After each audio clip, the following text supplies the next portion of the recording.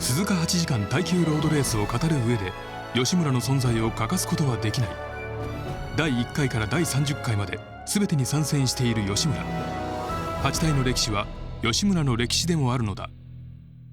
だって8体はほら一発勝負でしょ。だから大変なのね。あれをシリーズでやるんだったらね全然違うと思うし、だから逆に8体が24時間になっちゃったらそういうふうになると思うよ。24時間のレースってなんでねああいうふうにずっと歴史があれするかっていうと、必ず1回2回の転倒はあるじゃないですか、24時間も走ってれば。でそれをリカバーするチャンスもあるわけよ、24時間の中に。ただ8体っていうのはそれが結局ないじゃないですか。だから難しいわけね。もう全部凝縮されちゃうから。だから8時間やるような体制とそのモチベーションでね24時間なんかとどめなんかやらないよ。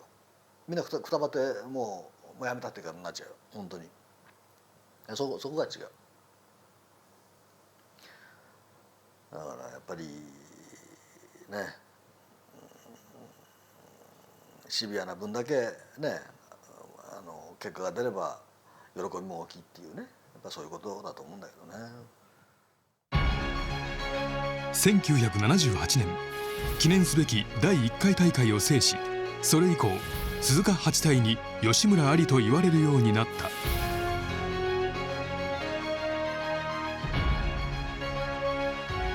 1980年の第3回大会、川崎ワークスとの激闘の末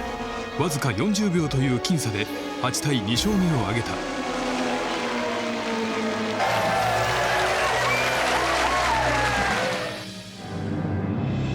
その当時吉村を率いていたのがポップ吉村こと吉村秀夫。吉村は戦前飛行機乗りを目指し海軍航空予科練習部に入隊。その後難関の航空機関士の試験を最年少で合格。戦後は航空機関士の技術を生かし、地元福岡で進駐軍を相手にレーシングマシンのチューニングで生計を立てた。やっぱり勝負事は好きだったよね。それとやっぱり大正時代ね、11年かな、1922年生まれなんだけども、うちの親父のからすればね、その時のそのヒーローっていうのは日露戦争のヒーローである東郷平八郎ですよ、間違いなく。だからあの人はねロシアのバルチック艦隊とあれする時にね艦橋にね出て双眼鏡で動きを見てたっていう、だからあれをそのまま真似てたの。8体で。そう、口に出さないけど、だからそういう時代の人なの。僕なんかよく言われたのが浅川、レースは戦争と一緒だぞと。ただ弾が飛んでこないから殺されはしない。でも気持ちはもうレースと一緒だぞと、もう1番だけだって、2番は負けだからな、お前は鬼軍曹になれとかって言われて、だから後輩の指導なんかもとにかくお前は鬼軍曹だって言われたんで随分ね厳しくやったもんですけどね。でもそれ以上に親父さんなんかやっぱし仕事に関しては厳しく取り組んでましたよね。とにかく打倒ワークスですよ。勝つっていうことしかないですよね。その一本ですね。全てのことを万難を排して勝負に挑んでそれで勝つという、どんなに小さなことでもチャンスがあればそこをつかむという姿勢でやってましたからね。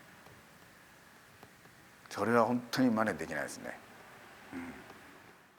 父が生きてる時もそうですけど、何が一番思い出があるとか言って聞くと、やっぱり第1回の8時間耐久、あれが自分の人生の中で、一番思い出に残るし最高に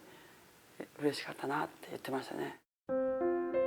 何よりも勝つことにこだわり続けた東証吉村秀夫。打倒ワークスを合言葉に8体に挑み続けた。しかし吉村はひとたびサーキットを離れると意外な一面を見せた。すごいね、なんていうのかな、しゃれっ気のある人でした。自分にとってはおじいちゃんの家でご飯もらったり、よく寝かしてもらったりってやったんですけど、おじいちゃん飛行機乗りだったんで地球儀持ってきてもらって、なんかいろいろそのなんていうのかな、飛行のそのいろいろ知識とか教えてもらったり、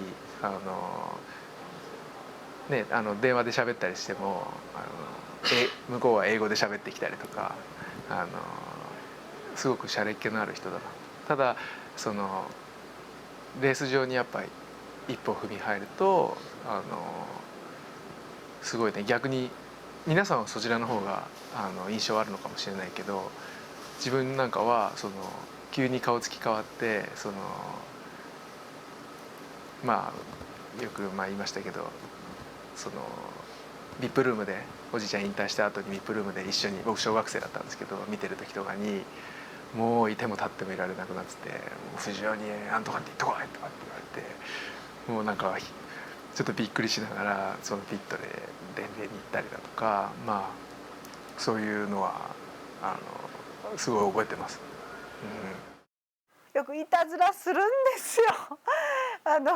私たち8体だとか大きな全日本のレースがあるといつも家に泊まってたんですけど、その時に母がこう料理を作って出してくれるわけですね。その横に必ずデザートで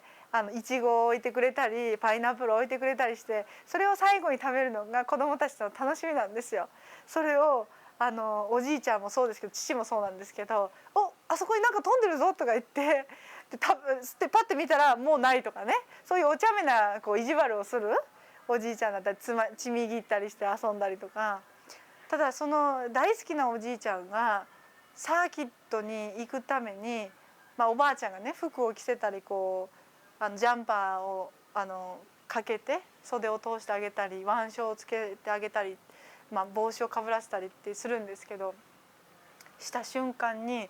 全く家族の方を見向きしないですね。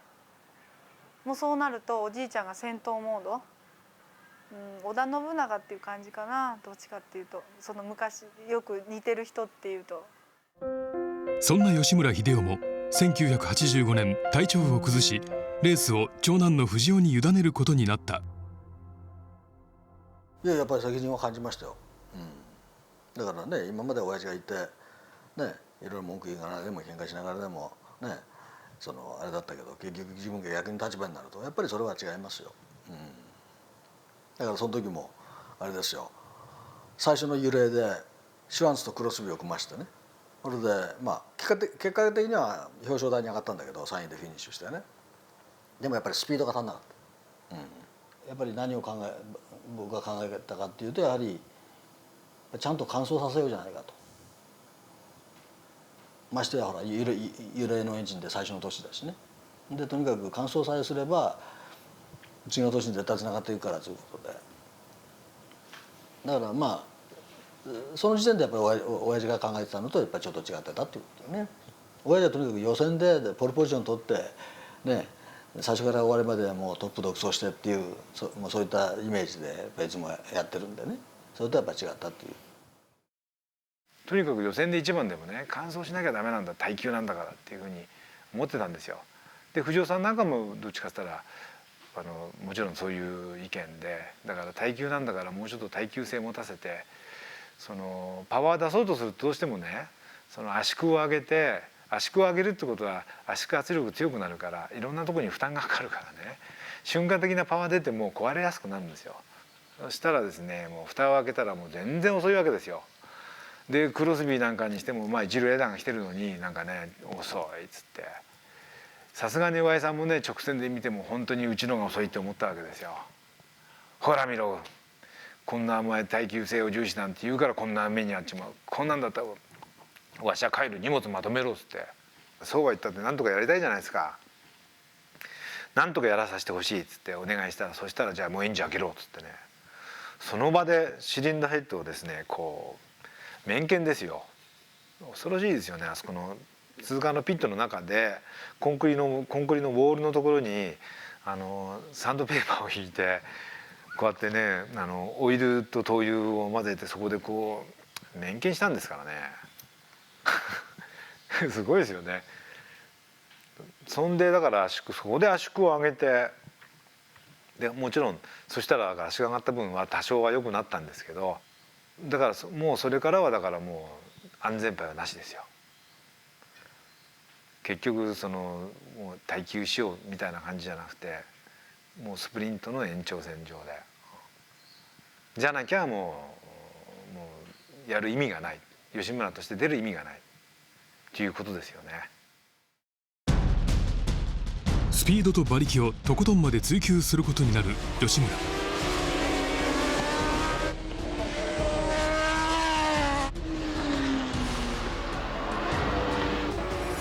しかし1988年に2位となって以降、2004年までの15年間優勝はおろか表彰台にも上れない年が続いた。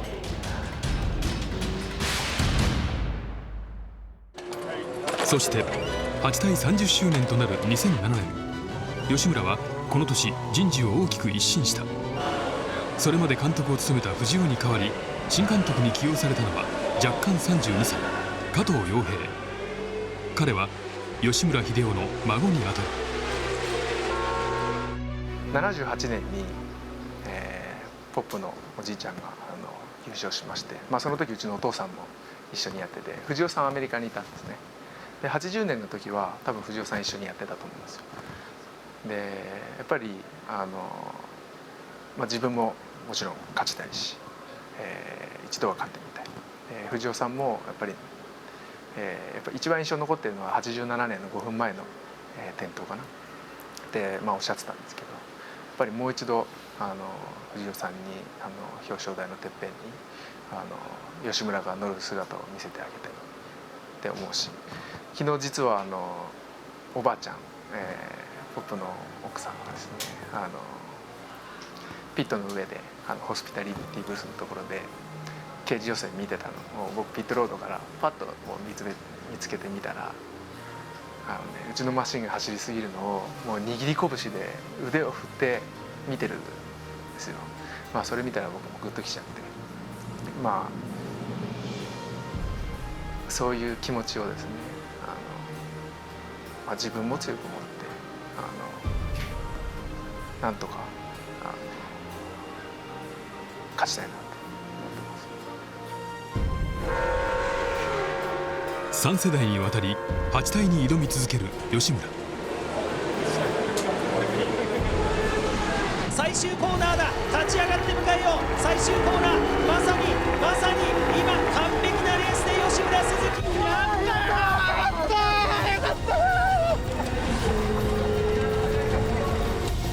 スタッフのみんなバイク頑張って作ってくれたんですけど、これで8体優勝っていう結果が残ったんで、やっぱりスタッフみんな、ライダーも含めて、自信を持ってですね、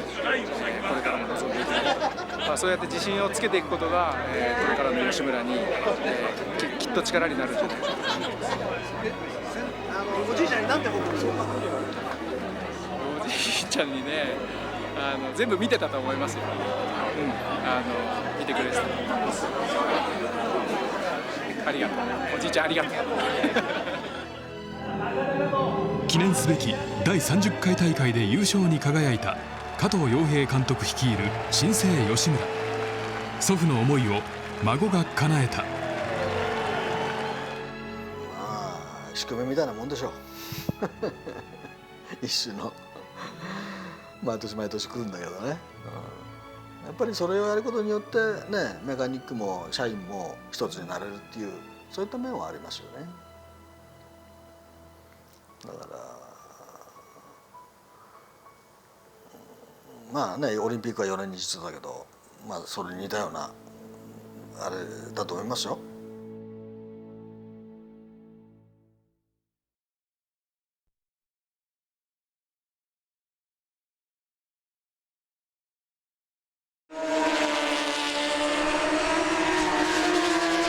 吉村と共にプライベーターとして鈴鹿8体を舞台に死闘を繰り広げてきた森脇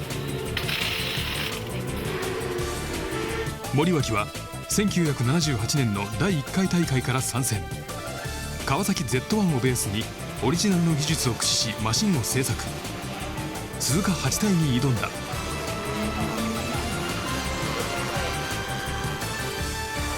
あの時はねやっぱりドラマがあってね、うちがやっぱり追い上げてきてもう1位2位に迫る勢いできたんだけど、そのトニー・ハットがガス欠してね、であとスプーンから落ちてきたんよね。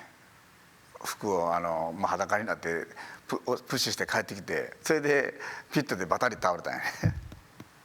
うん、でそういうドラマがあって、でその後クロスビーに変わってバンバン飛ばして追い上げたんやけど、だからそのガス欠がなければ面白い結果になっとったかもわからんけどね。若い頃名門吉村で修行を積んだ森脇守。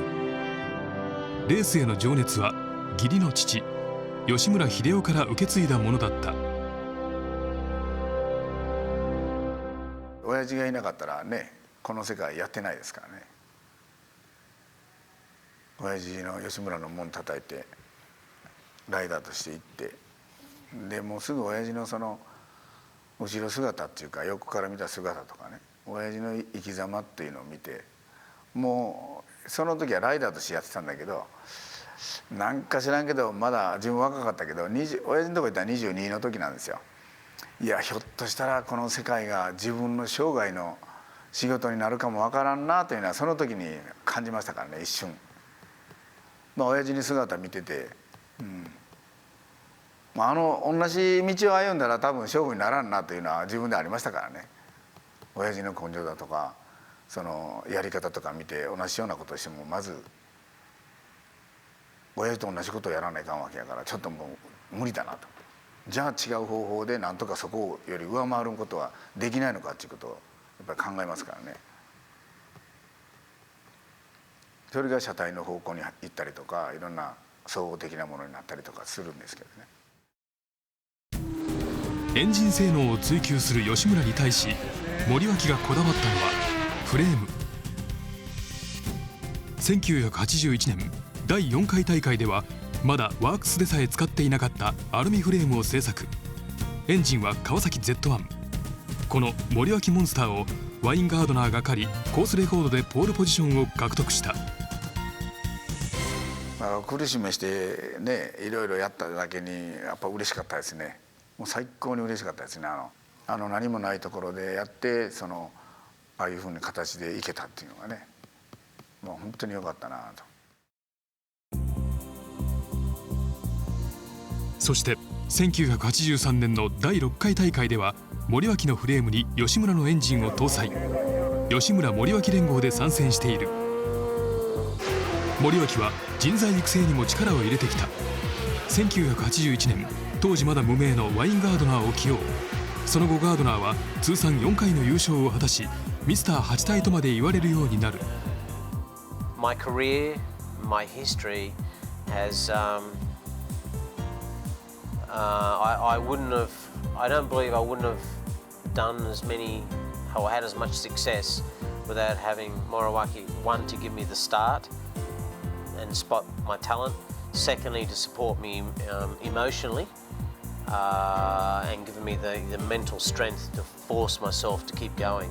You know, there's been many a times when I was really depressed and things weren't working, or some crashes or some injury, and I'd be on the phone and he'd say, "You can do, you can do, you can do," and I've never forgotten that, you know. And it's nice to have that emotional support there to reinstate your confidence. So yeah, they're still my family and still my friends to today, which is nice. 最近ではレオン・キャミアを発掘。第2のワインガードナーとの呼び声も高い。若い人たちをピックアップして走らせて成長していく過程を見ることがどれだけ楽しいことかっていうのをね、やっぱり優勝して勝ってしまうということももちろんそれ一番大事なことなんだけど、その次にやっぱり大事なのはその過程をどう見ていくかということがね大切なので、この過程っていうのは全ての人に楽しみをもたらすことができるの。優勝というのは一つのチーム一つのものしかないわけないね。けどもその過程をそういうふうな形で捉えられるということは全てのチームがやれることやし面白いことな。だからもうこの8体っていうのはね、もうこれ以上楽しいことが他にあるのかなって、自分の世界では全くもう考えられないね。いろんな趣味持ってるし、いろんなこともやるけど、だけどこの楽しさとかやりがいっていうか生きがいっていうかね、面白さっていうのは他に類を見ないっていう、そんなふうに思ってね8体やっとんだよね。さらに2002年からは長男の森脇翔吾を8体に参戦させている。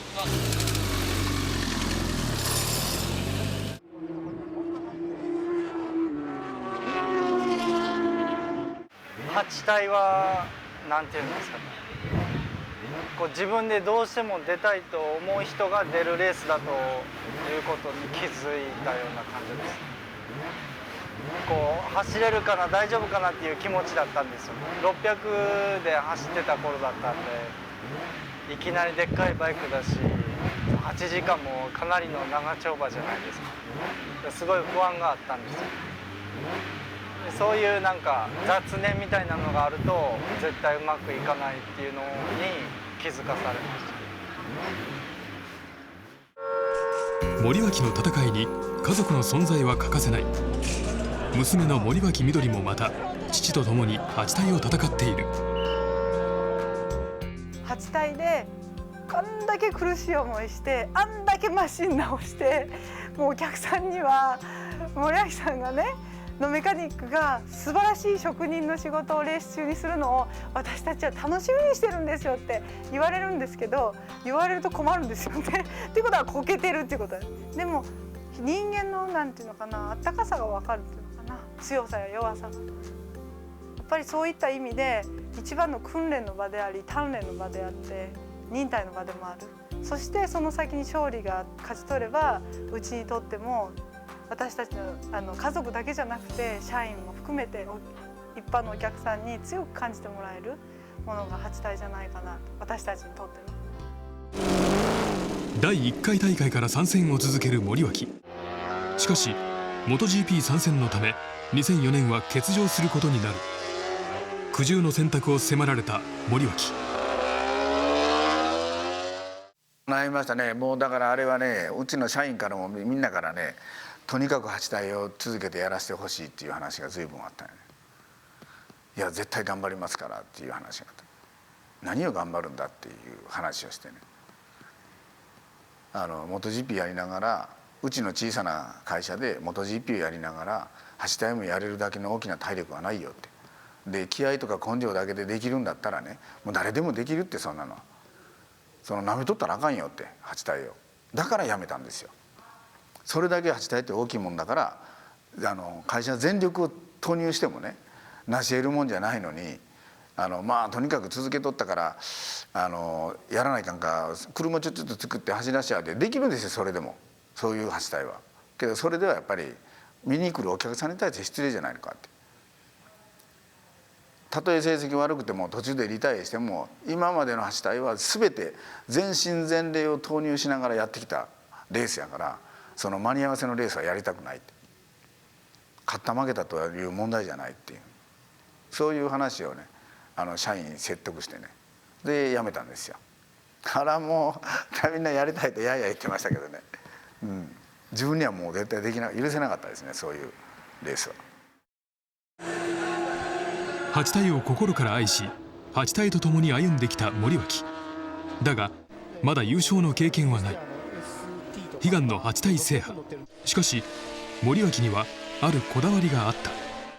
じゃあ勝つためにどうやって勝つのっていう。もしうちがファクトリーマシンを持ってきてそれを整備してバーンと走らせてやって優勝するのと、森脇は必死なで作って徹夜重ねて車も作り上げてね、体積的にはねもう1年分ぐらい陽気の仕事量をやって、片っぽはもう本当に23日の仕事量でやって勝ったとしても、他から見た目には全く変わらないと思うんですよ。けどうちにいる我々は違うんですよ、それが。だから自分たちで作り上げたものでレースに勝ちたいというのがあるんですよ。それで初めて勝ったと言えるんですよね。それは生涯勝てないかもわからないし、その過程で終わるかもわからないけど、自分の過程ではね。だからそれはそれで自分としての今のやり方というのはそういう生き方をしてるということなんですよ。だからものすごく楽しいですね、やってて。たとえリタイアしようが終わろうが本当に楽しいですね。近年の8体はメーカーの協力なしに勝つことは難しい。しかし森脇は自分たちの技術力を唯一の武器に8体を戦う。ただ勝つのではなく勝ち方にこだわっている。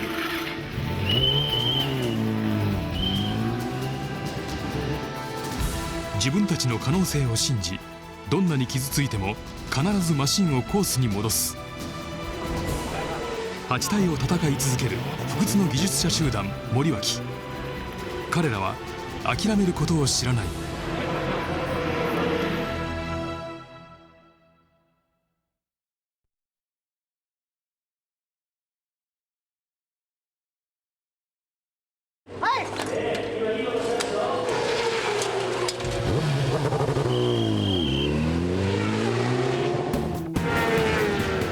川崎と共に8体を戦い続けるのがビートレーシング。やっぱあっちの目がこっちのうろうろしたくない。やっぱり昔から川崎一本でやってるいうのが僕のポリシーなんですよ、は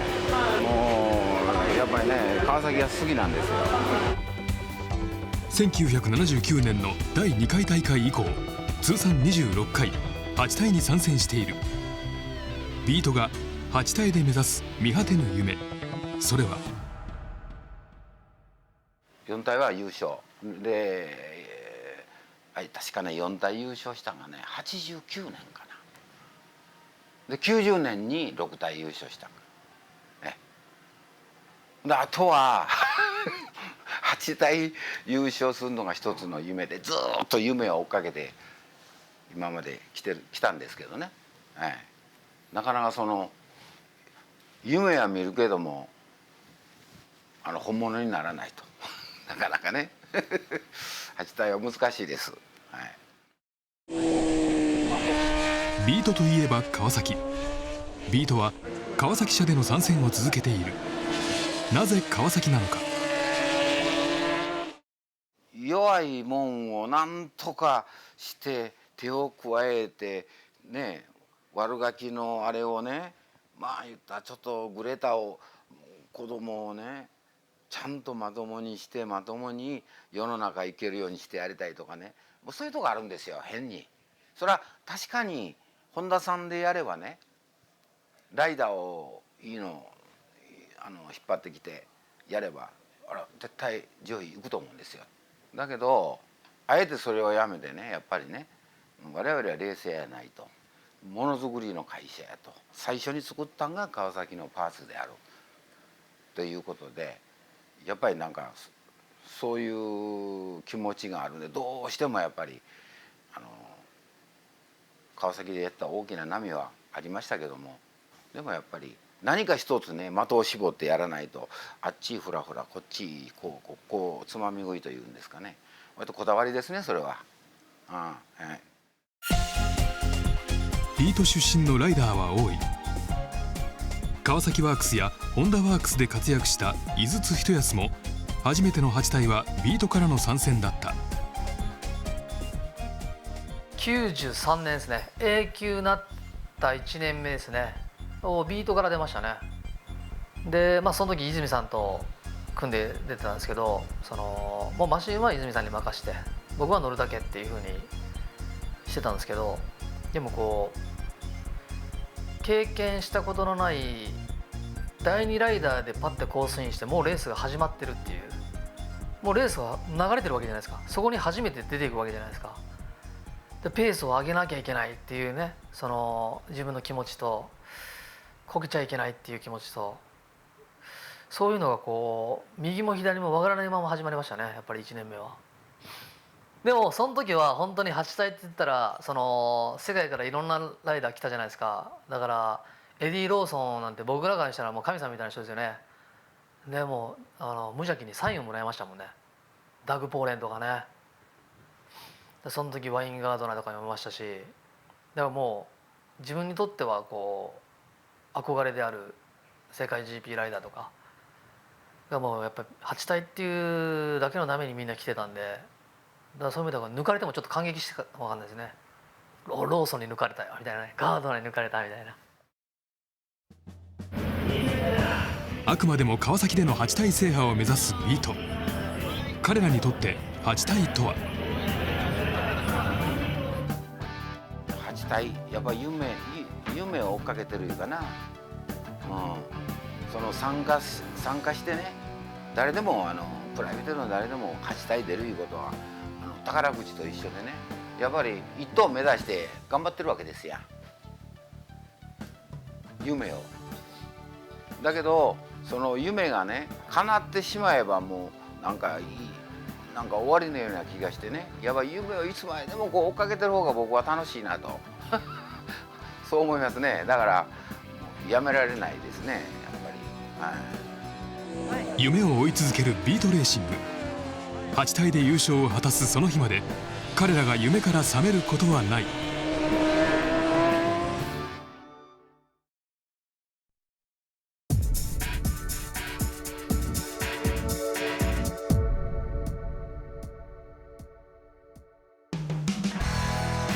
ワインガードナーは1992年に鈴鹿8対4勝目をマーク。その豪快なライディングと4勝という記録ゆえに、いつしか彼はミスター8体と呼ばれるようになった。その後ガードナーの記録を破るライダーが現れた。2005年宇川徹が鈴鹿8対5勝目を達成。彼もまたミスター8体と呼ばれている。You know, records are there to be broken, to try and beat, and that's good. I'm happy for him. And look, I did and won as many as I could with what I had and the circumstances. But you know, he's made it better, and congratulations to him. You know, it's wonderful. So, but maybe I have to come back and try again. これだけね、こう優勝できるような立場でこうレースを長年できたっていうことがすごいことですよね。ほとんどの人が1回も勝てずにライダー人生終わっちゃうわけでしょ。でガードナーがあれだけの数が出てて、それで4回ですよね。でそれを考えたらその5回という優勝数はね、これはやっぱりすごいですよ。でこれはやっぱり彼も感謝 しなきゃいけないのは、そういう環境にいられたということがね、5回を勝てる環境にいられたという、それはやっぱり感謝しなきゃいけないですよね。で我々もその5回を勝つライダーと一緒にできたという、そういう自分自身の感謝もありますけどね、おそらくこの先も5回を上回る人っていうのは出ないんじゃないですかね。やっぱ鈴鹿の女神は僕が好きなんでしょう。8体に関しては GP に関しては僕鈴鹿1回も勝ってないから日本で一番メジャーな二輪のレースっていうと間違いなく8体だと思うんですよ。まずだって8体って言ったら大体みんな知ってるでしょう。だって優勝すればそれこそね、一般の新聞にも出ちゃったりするし、やっぱそういうレースでこれだけ勝てたっていうのは本当に幸せでもあるし、もう8体に関してやつはスペシャリストです。で一発タイムって若いやつ出せるんですよ。でもある程度のマージンを築きながらハイペースを走れるっていうのはやっぱあいつのすごいところですよね。勝つために自分を抑えなきゃいけないっていうことも知ってるし、だからやっぱり5回勝ってるっていうのは伊達じゃないですよ。やっぱ8体は一瞬たりとも気が抜けないレースだと思う。だって多分僕は思うにあれだけバックマーカーを抜くっていうのは普通ありえないことですよ。多分8時間走って何台抜くんだろうって僕思うんだけど、それぐらいやっぱり抜くっていうことはリスクもあるし、やっ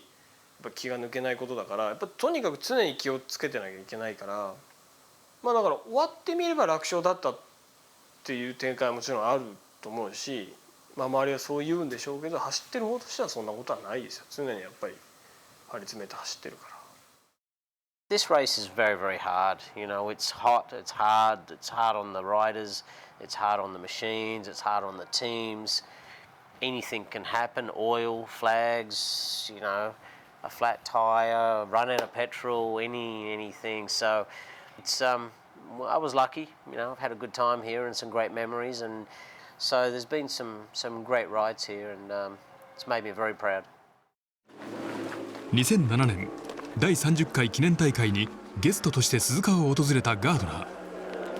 現在のマシンの走りを見たい。ミスター8体はコースサイドに足を運んだ。First time here? Yeah, first time here. Always going around, never standing here. ガードナーの向かった先は2コーナーのイン側のエリア。観客もミスター8体突然の登場に驚いた。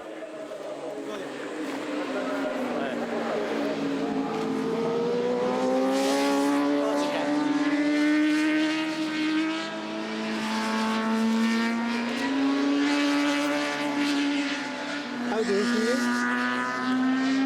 I feel frustrated because I want to be out there. I want to ride, you know. Now you ride? You want to ride? I want to ride, yeah, I want to ride. It's my passion and I love it.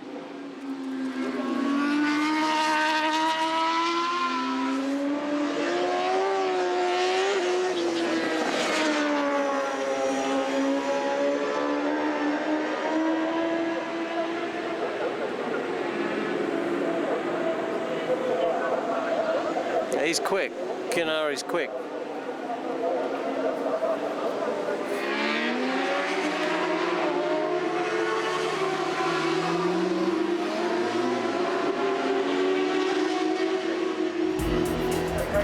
Okay.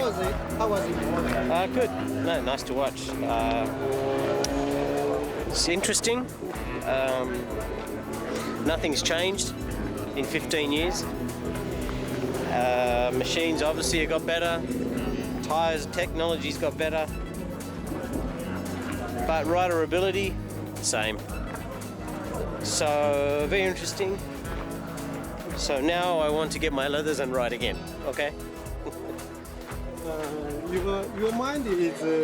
like a graduated student. Yeah. Feel like a young boy again, just in an old body. Thank you.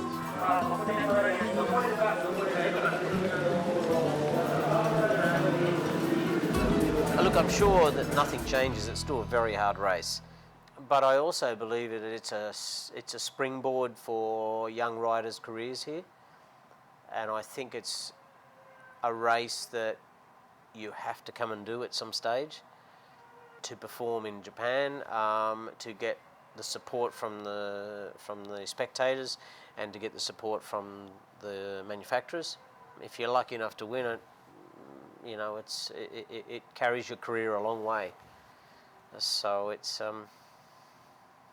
good fun doing it. やっぱり鈴鹿の耐久っていうのは僕にとってすごくなんていうのかな、大きな、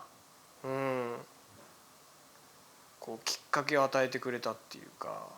まあ、これからもそういうレースであってほしいなって思うしね。8体はやっぱりいろんなライダーが優勝してでこう世界に行ったりとかそういうきっかけのねなるレースであってほしいと思うし。I could have stayed and just raced GP only, but I felt that it was part of my history. I felt that it was my starting point and my springboard into my Grand Prix career, and I felt like I have to come back here for the fans, and because they wanted to see me race every year. So it was something that I didn't have to do, but I wanted to do because of the fans. And I wanted to come back and share my riding with them and my enthusiasm, and I like their support, and it also helps me with the factory too, you know, getting their support to do GPs. So it wasn't the easiest thing to do, but I think it was just an important part of my career. 見てる人が僕のレースで感動したりっていうことを人に与えてたっていうことは今思うと僕は自分すごいことをしたなって。僕がこう勝ったりなんだりしてくれて一喜一憂してくれるっていう泣いたりとかでやっぱりこうライダー冥利に尽きるっていうかすごいことだなってやっぱ今まですごいことしてきたんだなっていうのは改めて思いますよね。やっぱりそういう環境にたっていうか、8体でももちろんそうだけど、そういう環境で走らせてくれてたところにも感謝することももちろんなんだけど、やっぱそうやって応援してくれたファンの方もそうだし、あとやっぱり自分自身って言ったらあれだけども、よくやったなっていうのもありますよね。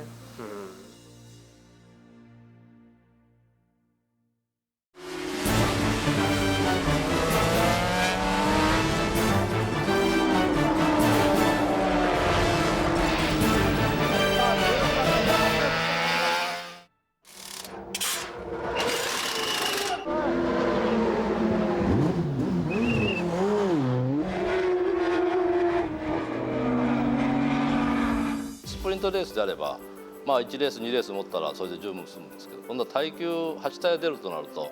耐久性の確認、オイルチョッキの確認、燃費の確認、こういうやつが全部いるようになる。だから普通のスプリントレースだとは全く開発の方向もですね、やることも変わってくるんですよ。それがなかなか通常のスプリントレースだけやったんではスイッチできない。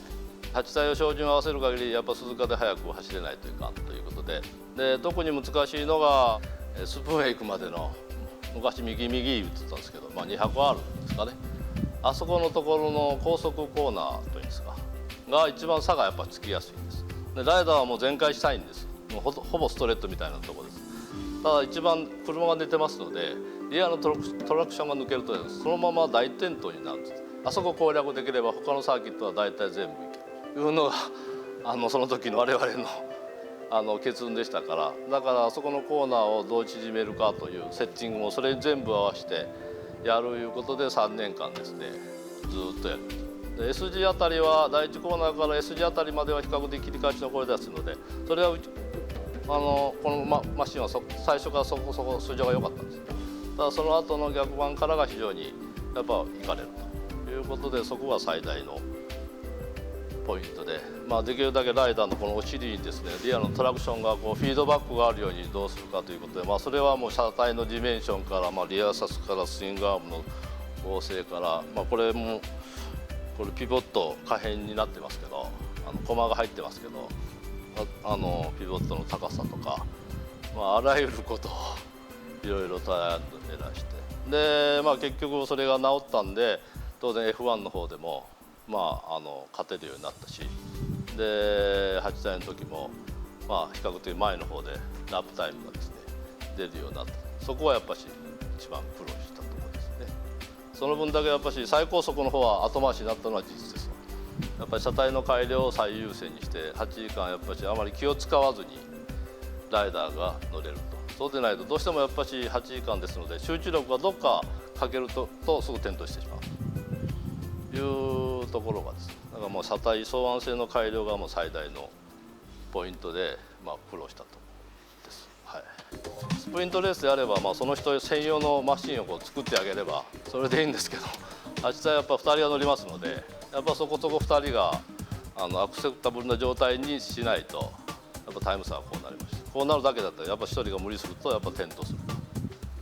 というところが難しい。フロントはこれカーボンつけてますね。で耐久仕様としてですね、このフロントフォークのピッチがですね少し広いんですよ。でアクスルシャフトもですねこれちょっと違うんです。でこちら側がテーパーがついてましてですね、いわゆる前後輪の脱着がしやすいようにですねフォークピッチが広いんですよ。でしたがって上も少し広くてですね、で外す時にですね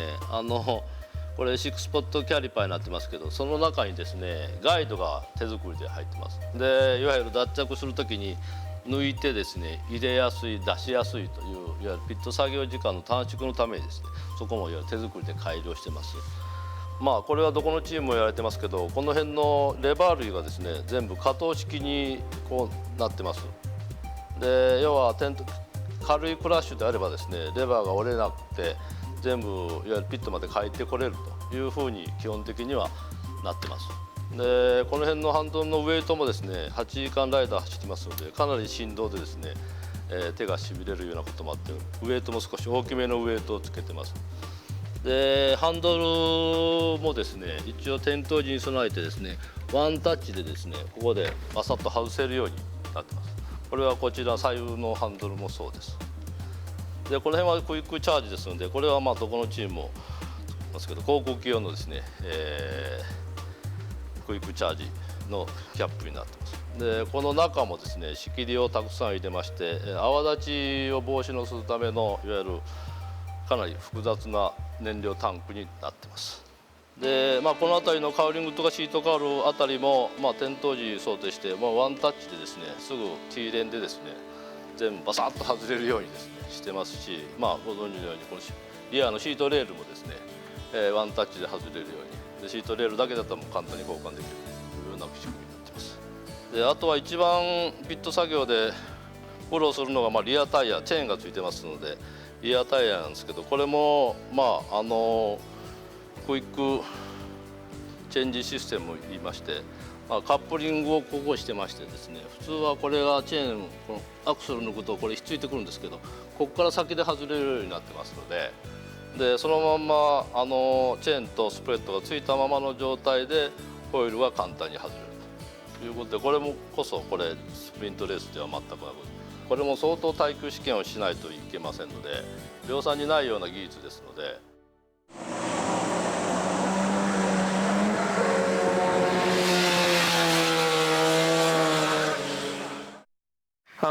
TTF1 というのはね、非常に今のスーパーバイクのレギュレーションから比べるとね、改造範囲が広いんですよ。したがっていろんなことをやれたんですね。もちろんお金はかかりますけど、で重量制限がなかったんです。最低重量っていうのが決められてなかったんで、とことん軽くできたんですよ。おそらく TTF1 の中では最軽量の車が RVF だったんだろうというふうに思うんですね。今だから言えますけど、137キロ半貫走重量が137キロを達成したんですね。で今の MotoGP マシンが145キロでしょ。もうはるかに軽いわけですよね。そういう意味ではすごい素晴らしい車ができたと。例えばエンジンむやみやたら軽量化したわけじゃないし、車体も確かにカーボンをふんだんに使ったりマグネをふんだんに使ったりしてお金はかけましたけども、決してその耐久性を落としながらやったわけではないですね。だからあくまでもやっぱり耐久マシンとして十分考えて仕上げた車ですから、今乗っても結構なタイム出るんじゃないですかね。でもう一つはどこまでハンドリングを良くするかということをいろんな車体関係でやって、車というのは空力をとにかくに目を向けてみようかっていうんで、いろんなトライをして最終的に穴あきカウルっていうのをやったんですよ。であれが結構効果があって、この前ミック・ドゥーハンと話をした時に RVF の一番いいマシンは何年の車だったって聞いたら91年の車が一番良かったと。でまさにその最軽量マシンでその空力を取り入れて、パワーも絞り出して、だから間違いなく最強の TTF1 だったと思いますね。今でこそ穴あきカウルっていうのはもうやめてますけど、やはり風って二輪の運動性能の最大の敵ですからね。ですからその風を味方にするっていうのは非常に難しいんですよね、四輪と違って。だから味方にできないんだったら敵に回すのを最小限にしようよという考えでやったんですね。だからカウルの形状、それから大きさで、それでもやはり追い切れなくて穴を開けて風を通してあげて抵抗を少なくしようというふうにやったのが91年92年の穴あきカウルってやつですけどね。やっぱりパワーを常に要求してましたんでね、それもやっぱ最高速を出したいという、加速力最高速を出したいという努力性能を上げたいというのがあったんで、エンジンのテストの人たちには苦労をかけたんじゃないかと思いますよ。やっぱり8体というのはストレートで抜くっていうのが最大の武器なんですよね。だいたいそのストレートで抜いてコーナーで抜かれてもそれを5ラップ続けるともうギブアップしたくなるんですよ。せっかくコーナーで抜いてもまたストレートで抜かれちゃうんだろうと。でそのレース展開っていうのがやっぱりストレートの遅い車ってのは辛いんですよね。ですから8体をこう楽にまでは言わないにしてもね、かつ最大の手法としては加速力とそれからトップスピードをやっぱり上げてストレートは絶対負けないという車にしとくのがやっぱり必要でしょうね。そういう意味ではエンジンの出力アップともどこまで上げられるかというのがね一番苦労しましたよね。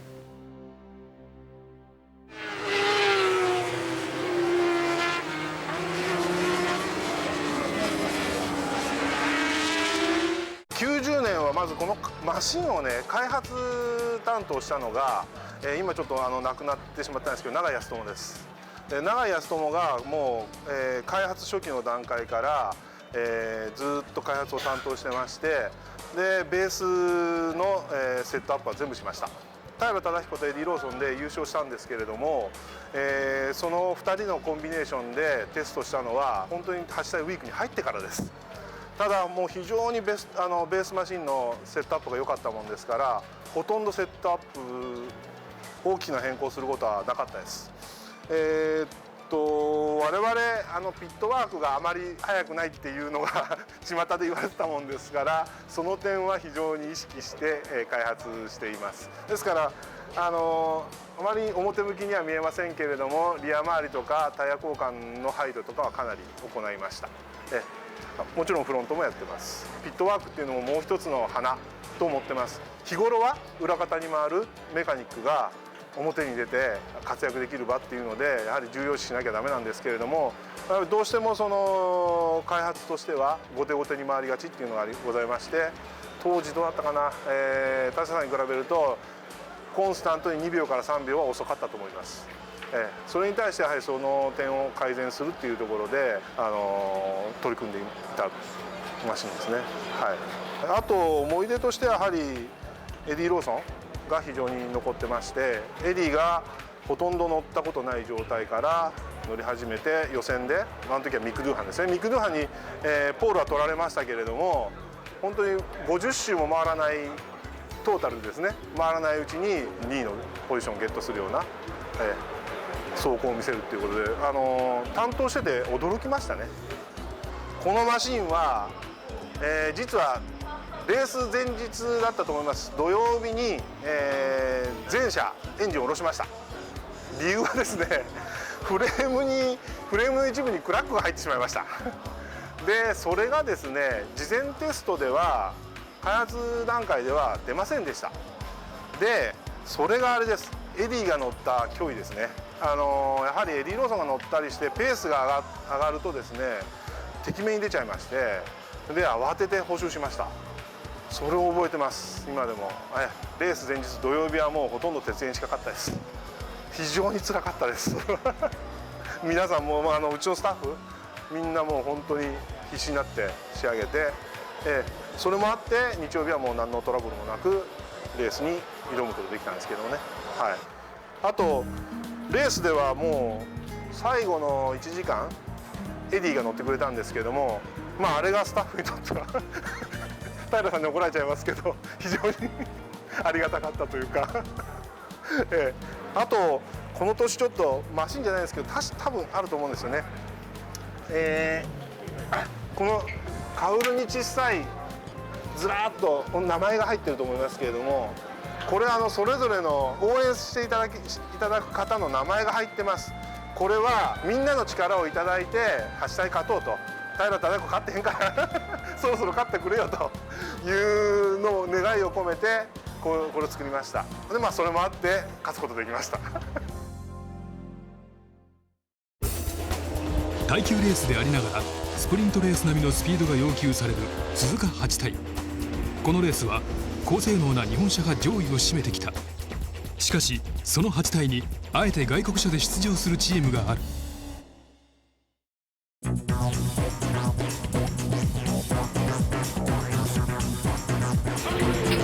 イタリアの名門ドカティ。このドカティで参戦し続けているラ・ベレッツァ。個人的に乗ってやっぱり一番今自分でも楽しいオートバイなんで、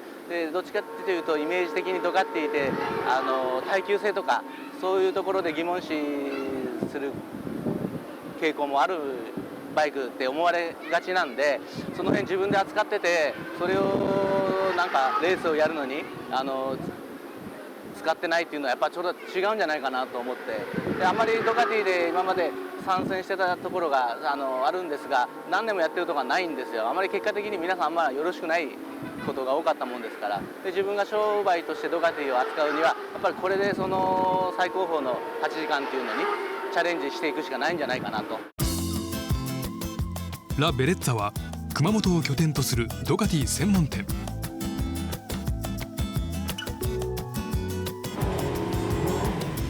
1999年から8タイに参戦。監督の上野正弘はドカティの魅力をこう語る。やっぱりかっこいいですからね。一番自分が今欲しいバイクもドカティですし、乗りたいバイクもドカティですし、かっこいいので一番かっこいいと思ってるんで、それでレースもちろん勝つっていうのは大事な要素なんですけど、それに自分の好きなマシンを使わないっていうのはちょっと違うんじゃないかなと思うんですよね。洗練されたデザイン、2気筒ならではの力強いエキゾーストサウンド、 L2E エンジンとクロモリパイプフレームが生み出すシャープなハンドリング、日本車とは全く違う魅力があふれているドカティ。ラ・ベレッツァがこの8体を舞台に表現したいこと、それはうちのチームなんて2、3人の会社で、あと友達とかお客さんが見るに見かねて集まってるようなチームですから、そんなチームだけどかっこよくレースをやってるなみたいな風にピットとかウェアとかそのマシンのカラーリングとかそういうのも頑張ってかっこよくしてるつもりなんで、そういうのを見ていただいてなんか自分もやりたいなとか楽しそうだなと思ってくれたら嬉しいですね。ラ・ベレッツァとはイタリア語でかっこいいという意味。スペック的には決して有利とは言えないドカティでの8体参戦。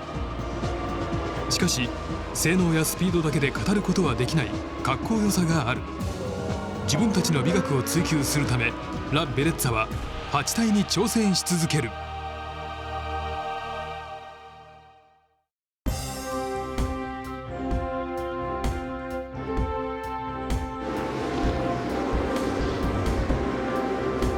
BMW、ドイツ・ミュンヘンに拠点を置くヨーロッパ最大の二輪メーカー。東京大田区の BMW 専門店フラット代表の柳沢勝義は1983年第6回大会に2台の BMW を送り込んだ。ライダーは第1回大会で2位表彰台を獲得した杉本磯代とデビッド M で、もう1台は戦国誠一と山田純の2人。筑波に BM を持ってって走るんじゃないかっていうところから始まって、その年にバトル・オブ・ザ・ツインを始めたのね、レース筑波で。でそれで何かその勢いというかでなんか行っちゃったっていうような感じかな。こういうのがこんな8体って走っちゃっていいのみたいな、みんな珍しそうに見に来てましたよ、ピットに。ライダーさんもなんだこりゃみたいな。その当時もなんか他のチームの人たちも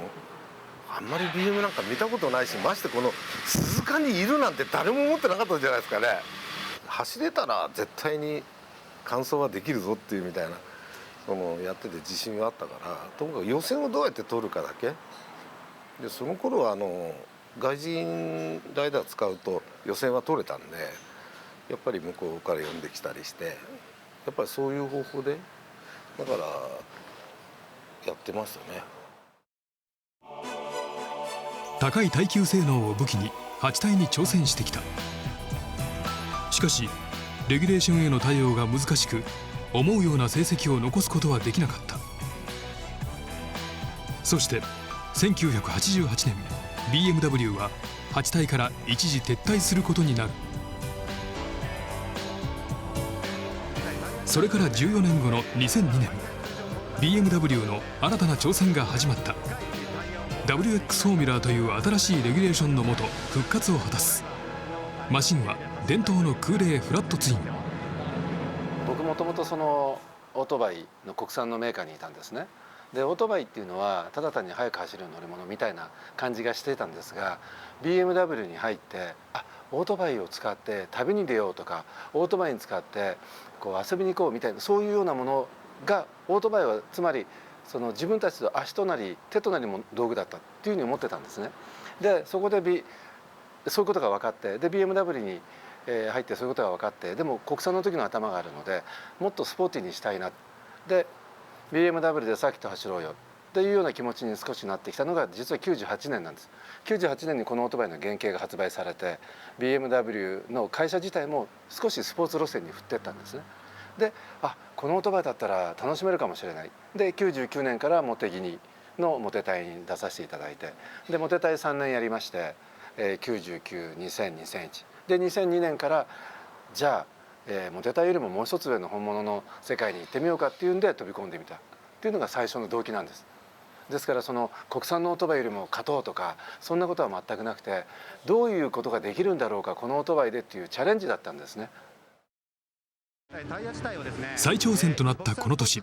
なんと198周を走り切り見事35位でフィニッシュ。ピットインガス給与4回とにかく完走だったんです。で予選通過っていうのももちろんあったんですけども、予選は途中でギリギリできるかできないかやっぱりできなかったんですね。で主催者推薦枠で出させていただいて、でその時にとにかく完走するんだ、完走すればいいと思っていたら、なんと198周、198周を初めてで走る達成するってすごいことだったんですね。で当然予選の時にもいろんなアクシデントがあって、決勝は全くアクシデントがない状態でもう全て淡々と走り切って198周を初めてできた。でそこで198周1年目でできたんで、じゃあ来年は何なんだったら200周だよねっていうことから200周を鈴鹿で走ろうっていう目的が今度出来上がって、2003年から新しいチャレンジ200周に向かってっていうのが僕らのその新しいプロジェクトっていうか考え方だったんです。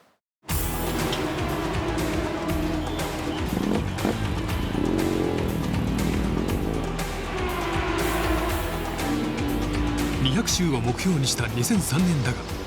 目標には遠く及ばず165周51位でのチェッカーとなった。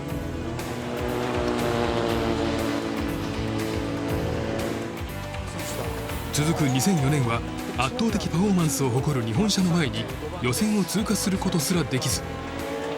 なんとか決勝に進んだ2005年も規定周回数にわずか1周届かず無念の未完走扱いとなった。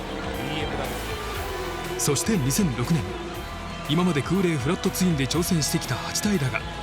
高性能な日本車に対抗すべく新型の水冷4気筒での参戦を決めた。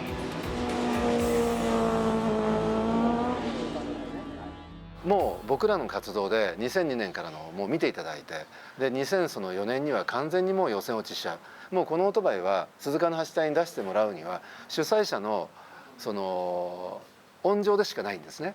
でそういうような中でその最初はフラットツインでどこまでできるか、198周は素晴らしかったですし、で次にはじゃあ予選を自力で通ろう、予選を自力で通ろうってことはもう現実的じゃなくなったことが分かったので、でKに移った。それはもう他の人たちも十分分かっていただいたことだったと思ってます。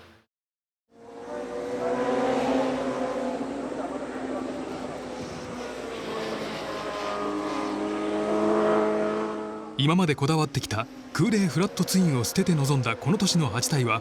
残念ながら200周には届かなかったものの、189周総合46位でチェッカーを受けた。そして WX フォーミュラーディビジョン2のクラス優勝を果たした。だが翌年から WX フォーミュラクラスは廃止。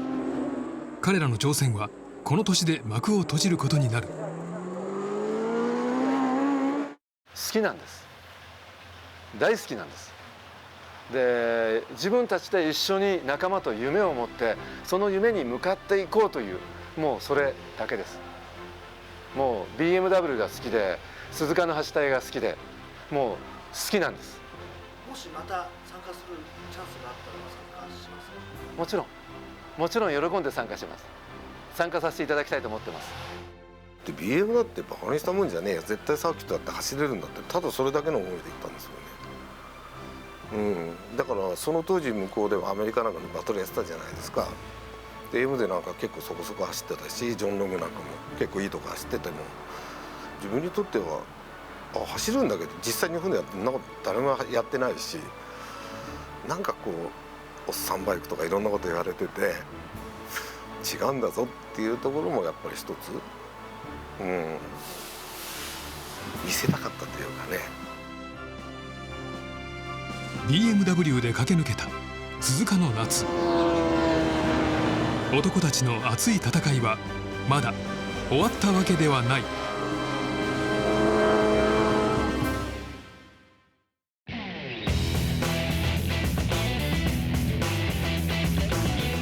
30年に及ぶ8体の歴史の中でたった一度だけ鈴鹿を駆け抜けたマシンがある。ハーレー・ダビッドソン。レースには不向きな空冷 V ツイン OHV エンジン。このエンジンに魅せられたのはサンダンスの柴崎武彦。人間誰しも欠陥だらけなんですよ。でロボットじゃないんですよ。人間は非常に血の流れた欠陥だらけの寿命のある生き物である我々が、自分たちと非常によく似た出来損ないのエンジン、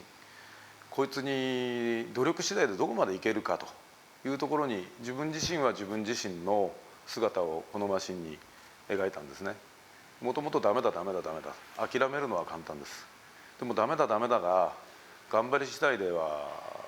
こんなこともできるぞと。特に今やる気のない若い子が多い中で、最初の段階で諦めてしまう子が多い。でも 1% でも可能性があればやってみようよと。でやってみたら意外な結果になるかもしれないよと。だから最初からダメだと思ってやらないよりか、ダメなの分かっていてもやることで何かがつかめるんじゃないかと思って、その8体に挑んだわけです。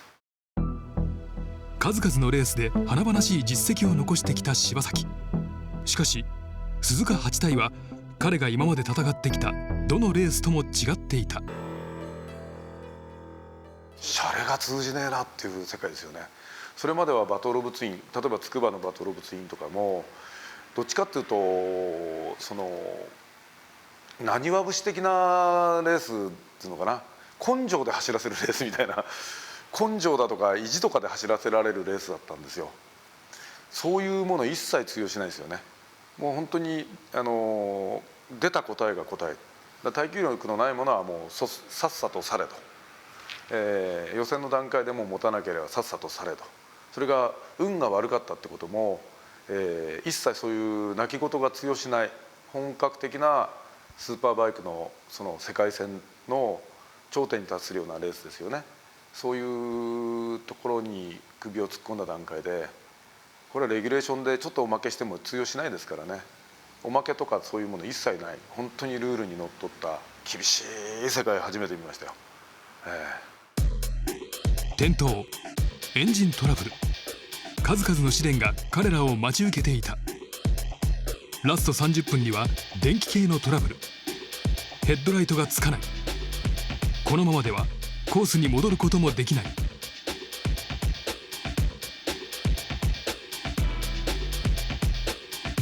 トラブルの原因は意外なものだった。ラスト30分、配線の電気系統のトラブルなんですけど、配線のトラブルだったんですね。実はそのセルモーターを回す配線、これが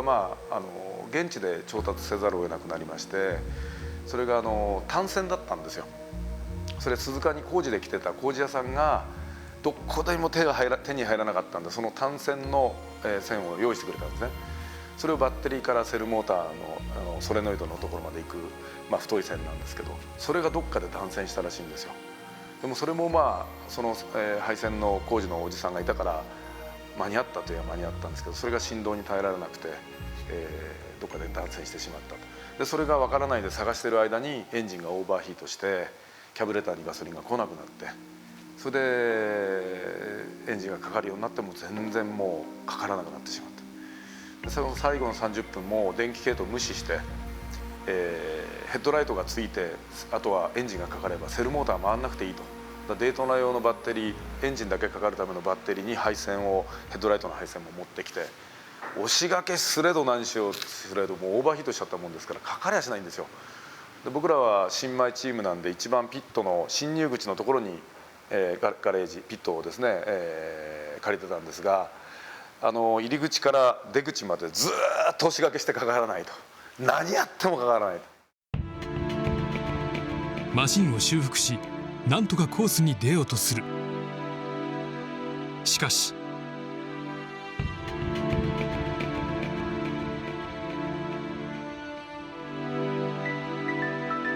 諦めきれない柴崎。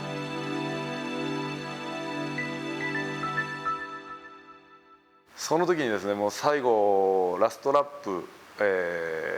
トップチームがラストラップに入った段階でゲートがクローズになるんですがラストラップになる前に赤ランプになっちゃったんですね。でまだ出れるじゃないかとまだ終わってねえじゃないかってコースに出してくれと。で押してでも歩いてでも一周回ってとにかく8時間俺はこのマシンをコースに出さなきゃいけないとこれが俺の命をかけた俺の役割なんだってオフィシャルに言ったんですけど、シグナルは赤ですからもうクローズですから諦めてくださいふざけんなこの野郎ともうそこで大喧嘩になっちゃいました。大喧嘩っていうか一人で怒ってたんですけどね